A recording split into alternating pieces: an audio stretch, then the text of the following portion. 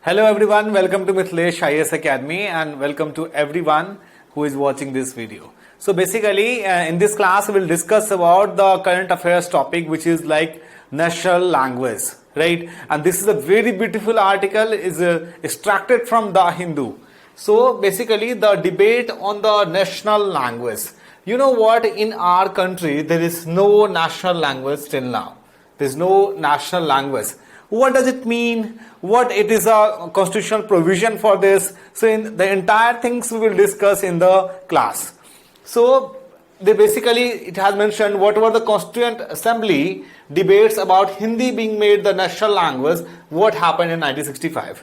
As we can say, the Constituent Assembly, the first time was meet in the 1946, which won by M.N. Roy. So M.N. Roy was the first person in 1936 which has discussed about the Constituent Assembly. So in this article we will get to know what exactly the focus about on the national language issues. So it has the main points that has been highlighted into this. So there is no national language for India and Hindi is the official language of the Union. The official language issued by the debate in the Constituent Assembly and the provision relating to it, and formulated only after the compromise that English shall continue to be used for 15 years.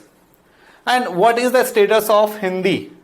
So Article 343, as we can see of the Constitution, the official language of the Union shall be Hindi in the Devanagari script. Devanagari, which means it is written in the Hindi itself. Like for example, here we are talking about the Hindu, so we will written like the Hindu in that context. Like every language must have a script. So language and a script have a correlation to each other. So the Union shall be Hindi in Devanagari script. The international form of Indian numerals will be used for official purpose. Constituent Assembly was arbitrarily divided on the questions with numbers from states that did not speak Hindi initially, opposing the declaration of Hindi as a national language. So what was the language that has been issued in the Constitution? It has been 8th schedule, and 8th schedule contains a list of languages in the country. Initially there were 14 languages. At the time of independence there was only 14 languages has been listed and in the schedule, but now there are 22 languages right now. There is no description on the sort of language that are included or will be included in the 8th schedule. There are only two references to the language in the text of Constitution. One is Article 344 Clause 1, which provides for the formation of commissions by the President, which should have a chairman and members representing these scheduled languages. The purpose of the commission is to make recommendation for the progressive use of Hindi, is for official purpose of the Union and for restricting the use of English. Second reference we can find it here, Article 351. And you must need to keep in mind that the articles which is mentioned 343 and 351 says that Union government's duty is to promote the spread of Hindi so that it becomes a medium of expressions for all elements of composite culture of India. So as we can see, as in the Panchayati Raj and DPSP also it has been mentioned that we should spread, a state have a duty to spread the Hindi language. The same thing that Article 351 says it is the Union government's duty is to promote the spread of Hindi so that it becomes a medium of expressions for all elements. As we can see that the maximum number of persons are still living in the rural part of our country, so that the government are promoting such language where the people can easily understand, right? So that spreading of Hindi becomes a medium of expression for every person, irrespective of whether they are literate or not. And also it is assimilate elements to form expressions from Hindustani and language listed in the 8th schedule. So we will discuss about in this article what exactly the 8th schedule was, the constitution provision for this. So further moving in this article, as we can see it here,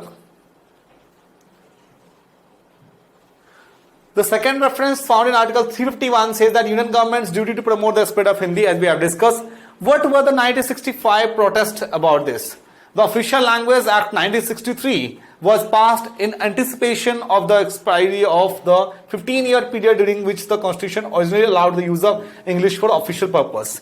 The time when the Constitution has made, there was a provision to we will use English language for the only 15 years, but the act was says something different, right? So it is operative section provided for the continuing use of English, notwithstanding expiry of 15 years period. This came into force on January 26, 1965, a date which marked the completion of 15 years since the constitution was adopted. Jawaharlal Nehru had given an assurance in 1951 that English would remain the official use as the language of communications between the center and the state. The Official Language Act 1963 did not explicitly incorporate this assurance, causing apprehension in some states as the January 1965 deadline neared. At that time, Prime Minister Lal Bahadur Shastri reiterated that government commitment to move towards making Hindi the official language for all purposes. Because the reason behind that, for this, what exactly could be the reason for this? The reason behind that, the people who is living in the rural India, so they will able to understand the Hindi language very easily. So that the students and activists joined the protest. The reason behind that, as we can see that the southern India, that the people will not able to understand Hindi now and that time also. So in Tamil Nadu, they are known as Madras. The prospect of the use of Hindi as the medium of examination of recruitment to the Union Public Services created an apprehension that Hindi would be imposed in such a way that future employment prospects of those who do not speak Hindi will be bleak. With the Congress government in the state taking the view that people had nothing to fear about, protests broke out in January 1965. So it took a violent turn after the student activists joined the protest. Now what happened? So what is the three language formula? So in the 1960s, the Central Education Policy document speak of teaching three languages, Hindi, English and one regional language in Hindi speaking states and Hindi, English and official regional language in the other states. In practice, however, only some states teach both their predominant language and Hindi besides English. Hindi is the official language. Third language is rarely taught as compulsory subjects. Tamil Nadu has been steadfastly opposing the three language formula and strict to teaching Tamil and English. And what happened the next?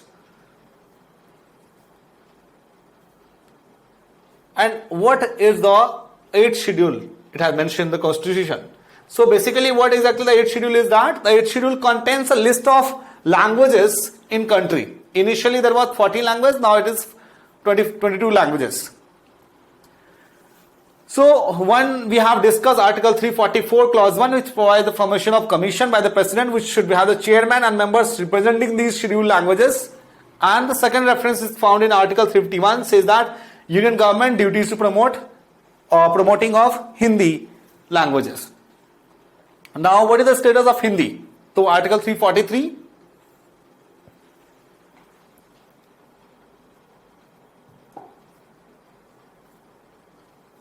So language provision is here, it has mentioned in the constitution, is schedule 8th, always keep in mind, list of official language, and part 17 is talking about official language, part 3rd is talking about the minority language.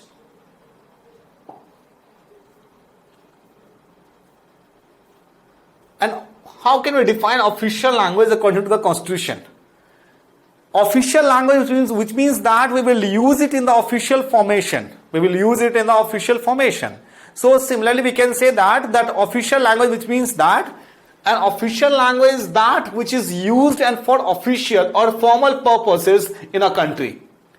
Second one, governments, documents, legal proceedings, police reports, business contracts, that sort of things. It means all these things that we will do it in the official language so that both of the party can easily understand the way of communications. Now 8th schedule is that what basically talking about. The 8th schedule of the constitution contains a list of 22 recognized official languages. Of these, 14 were initially included in the constitution. Sindhi was added in 1967 by 21st Amendments Act. Konkani, Manipuri and Nepali were added in 1992 by 71st Amendment Act. So you have to know the history, because most of the time the UPSC prelims exam, they were used to ask that which Constitution Amendment Act the Sindhi language was added. So Sindhi was added in 1967 by 21st Amendment, and Konkani, Manipuri and Nepali were added in 1992 by 71st Amendment. Bodo, Dogri, Maithili and Santhali were added in 2003. So in recent is that Bodo, Dogri, Maithili and Santhali were added 2003 by 92nd Amendment Act. Sometimes it has mentioned in the the way they will ask, like the Bodo, Dongri, Maithili was added in 94th Constitution Amendment Act. So that statement would be incorrect. So we have to make sure that it has been added in 92nd Constitution Amendment Act.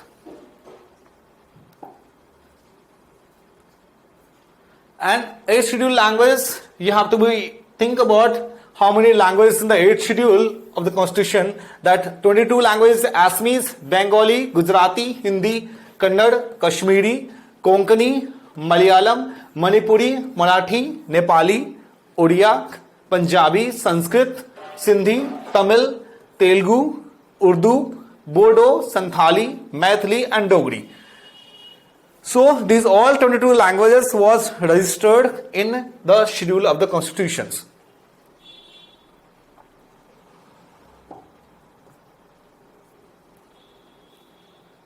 So language, as we have discussed the article 343 clause 1, that as per the article, the official language of the Union shall be Hindi in Devanagari script.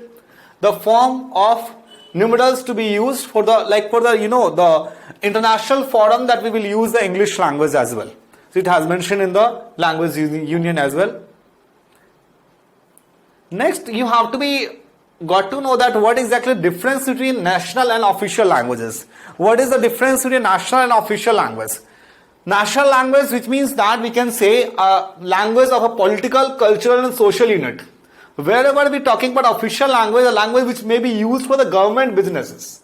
Once the government is doing some business, they must use in the official language. Once, like for example, we talk about the Haryanvi language, so this is we can say that it is a language of political and cultural, because the Haryanvi we cannot use it as a language. So language of a political, cultural and social unit. It is generally developed and used as a symbol of national unity. Its function are to identify nations and unite to its people. It's like the many types of informal language that is used by the Indian people. They are known to be a national language.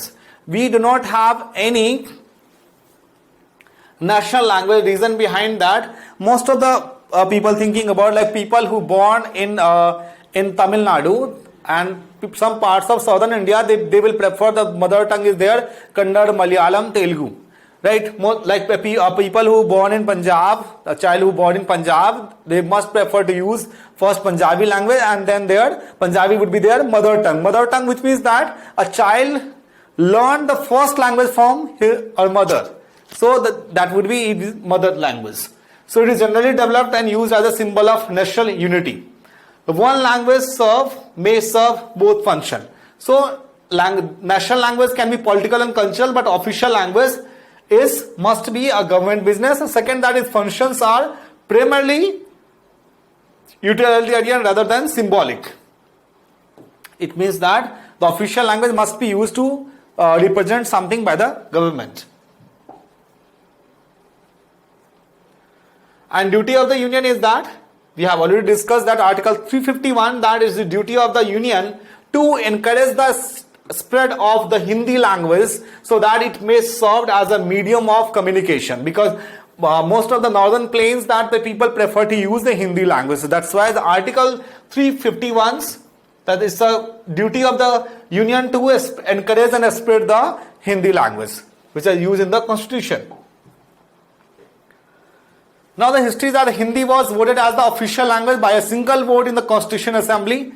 English would continue to be used as associate official language for 15 years. Make sure that at the time of Constituent Assembly, the English would be continued to be used as an associate official language.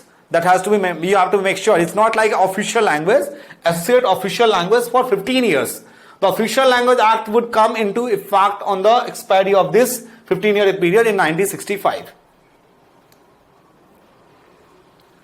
and the objections is there. This aggravated anti-Hindi agitation. Non-Hindi people objected only Hindi being official language. Now, in early 1951-59, Jawaharlal Nehru had given an assurance in Parliament that English would continue to be used as long as non-Hindi speaking people wanted it. So that has mentioned in the assembly debates. English should be used for the purpose of communication between the union and the non-Hindi states, and if Hindi is used, such communication should be accompanied by an English translation. Non-Hindi states that have not adopted Hindi as their official language. There are many states like Nagaland has become the official language is English. So non-Hindi states, which means that one state who does not adopt the Hindi language.